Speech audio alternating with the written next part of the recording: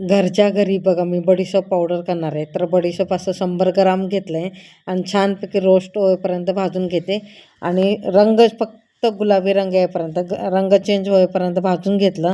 त्याच्यानंतर बडीशेप थंड होण्यासाठी ठेवली आहे बघा प्लेटमध्ये.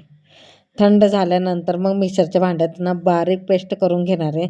तर कशात पण आपण गोड पदार्थ बनवतो त्याच्यात वापरला होईल. तर अख्खे टाकण्यापेक्षा तर ही पावडर टाकलेली परवडते म्हणून ही अशी मी घरच्या घरात करते.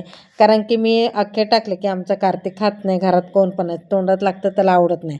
म्हणून चला म्हणले पावडर करून ठेवायचं म्हणजे कशाला पण उपयोगी पडते आणि पावडर म्हणून बनवून ठेवलं. तर कसं वाटला व्हिडिओ हा नक्की मला कमेंटमध्ये सांगा.